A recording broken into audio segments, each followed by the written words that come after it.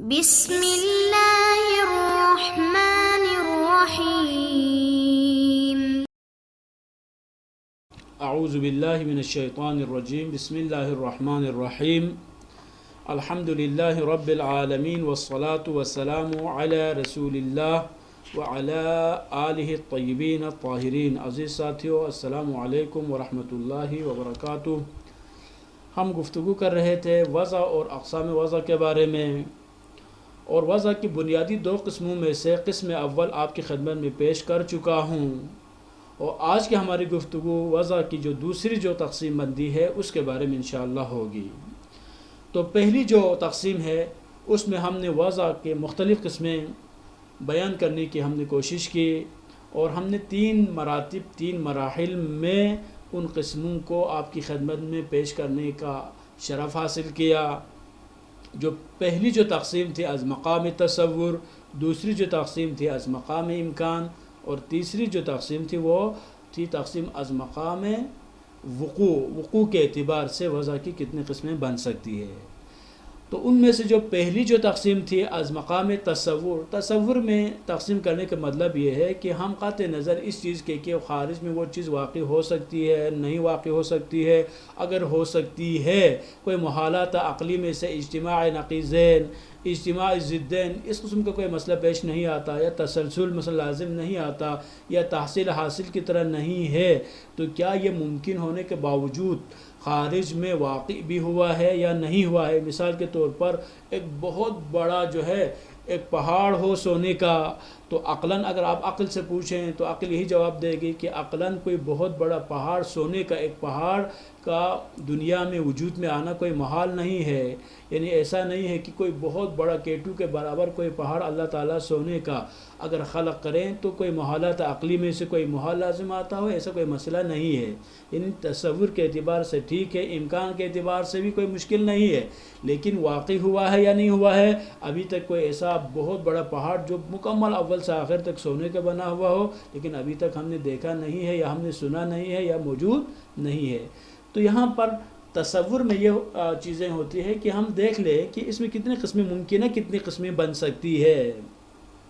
جب ہم کہتے ہیں کہ 4 قسمیں ممکن ہے، چونکہ عقلی طور پر کوئی پانچویں صورت یہاں پر بن نہیں سکتی ہے۔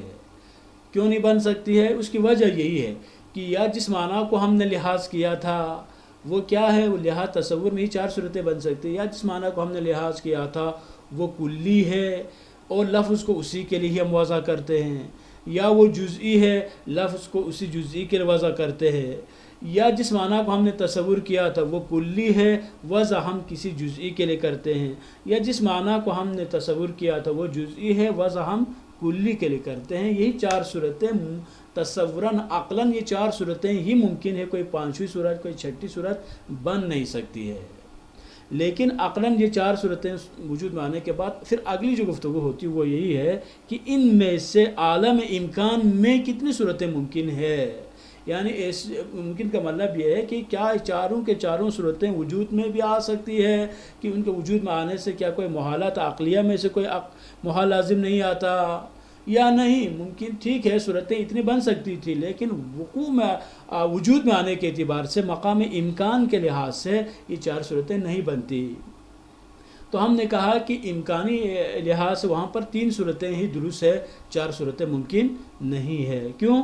اس لیے کہ ہم نے کہا کہ خاص بما ہوا خاص، یعنی مثلا ایک چھوٹی سی چیز آپ کے پاس موجود ہو، ایک چھوٹا سا برتن موجود ہے کہ اس برتن میں زیادہ سے زیادہ 1 کلو پانی آ سکتا ہے، تو کیا ایسا ممکن ہے کہ اس برتن میں کہ ہم 100 کلو پانی ڈالیں؟ ممکن نہیں ہے۔ ایک بالکل مثلا چھوٹا سا ایک لباس ہو کہ جو زیادہ سے زیادہ 5 فٹ مثلا کپڑوں سے اس کو بنایا گیا ہو، کیا ایسا ممکن ہے کہ وہ جو چھوٹا سے چھوٹا لباس ہے کہ ہم بہت ہی بڑا ایک شخص ہو جس کے مثلا 6-7 فٹ جو اس کی لمبائی ہو، تو کیا وہ پہن سکتا ہے؟ ممکن ہے؟ تو ہم کہتے ہیں تو ممکن نہیں ہے۔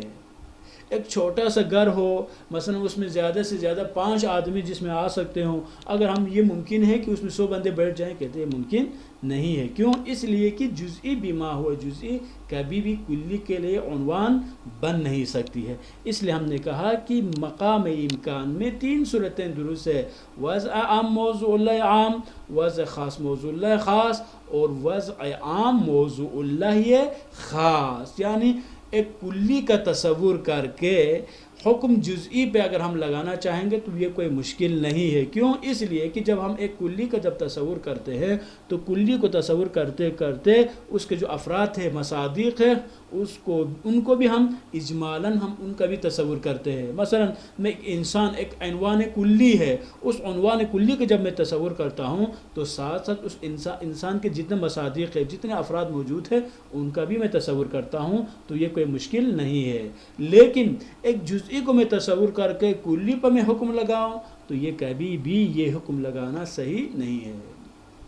اور لاسٹ میں ہم نے کہا تھا وقوع کے اعتبار سے کتنی قسمیں، 4 صورتوں میں سے کتنی قسمیں صحیح ہے اور کتنی قسمیں صحیح نہیں ہے.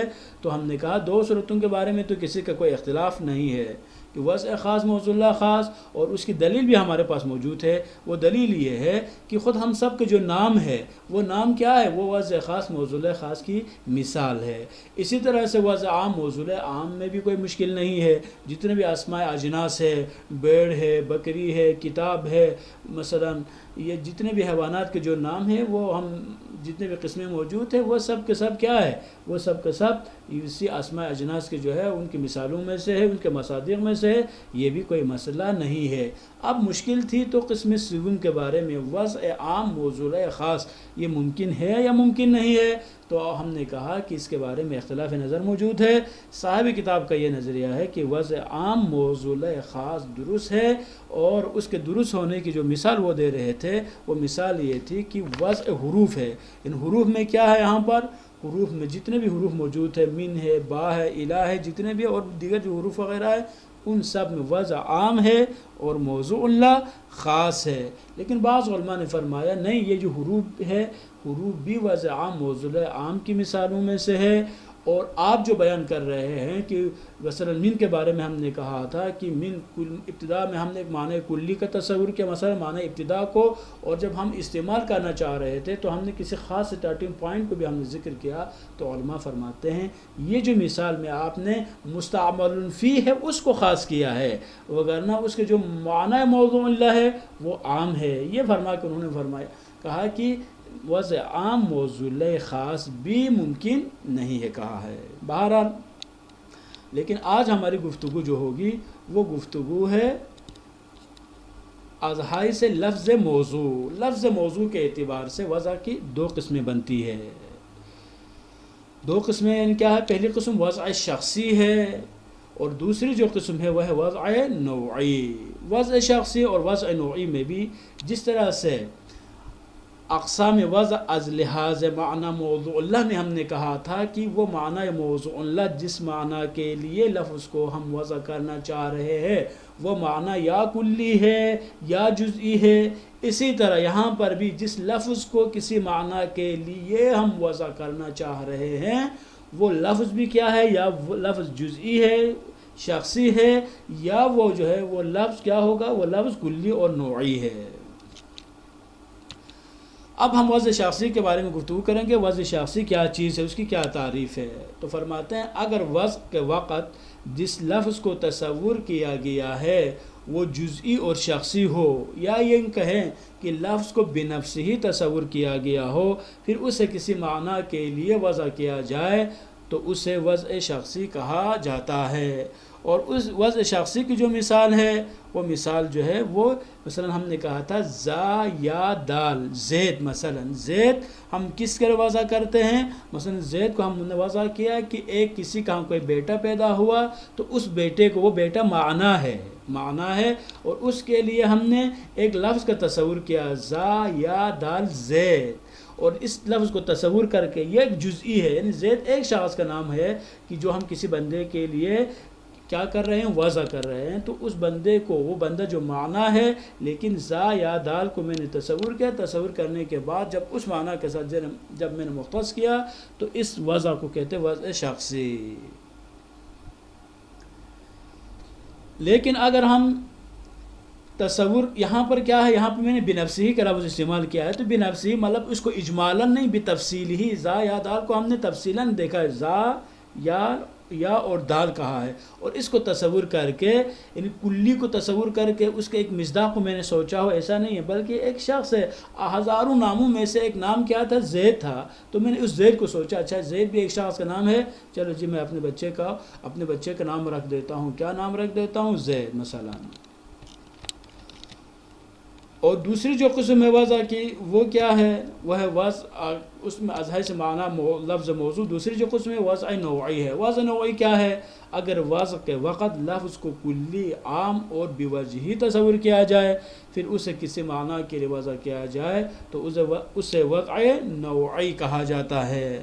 اس کی جو مثال ہے، مثال کے طور پر جتنے بھی حیات ہے مثلا حیات فعل ماضی ہے، حیات اسم فاعل ہے، حیات اسم مفعول ہے، حیات مصدر میمی ہے، جتنے بھی جو حیات موجود ہے، حیات کی جو وضع ہے اس وضع کو وضع نوعی کہا جاتا ہے. اچھا وضع نوعی کہنے کی وجہ کیا ہے؟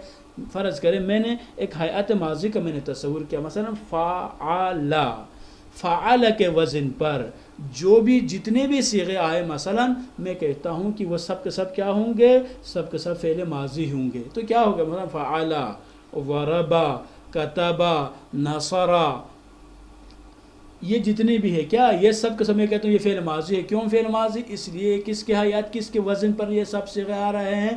فعل کے وزن پر. تو یہ کیا ہے؟ اس کو کہتے ہیں حیات نوعیہ کہا جاتا ہے.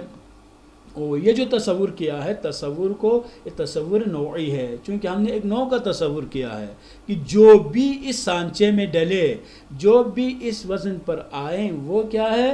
وہ فعل ماضی ہے. یا اسی طرح میں کہتا ہوں کہ مثلا فاعل کے وزن پر جتنے بھی صیغے جو آ سکتے ہیں یا صیغے آ جائیں، وہ کیا ہے؟ وہ مثلا وہ اس میں فاعل ہے. تو میں نے دیکھا عالم، کاتب، ناصر، ضارب، قاتل، یہ کیا؟ یہ سب قسم میں کہتا ہوں یہ اسم فاعل ہے. کیوں اسم فاعل ہے؟ اس لیے کہ اس کے لیے ہم نے ایک حیات کو وضع کیا تھا، وہ حیات اسم فاعل کے وزن ہم نے کہا تھا. تو اب جتنے بھی جو صیغے آ رہے ہیں سارے اسی کے ہی وہ مصادیق ہے، اسی عنوان کلی کے ضمن میں یہ ساری چیزیں شامل ہو رہی ہے. پس کیا ہوا؟ اگر لفظ جزئی ہو، کسی خاص فرد کے لیے اگر ہم وضع کریں تو اس کو ہم شخصی کہیں گے.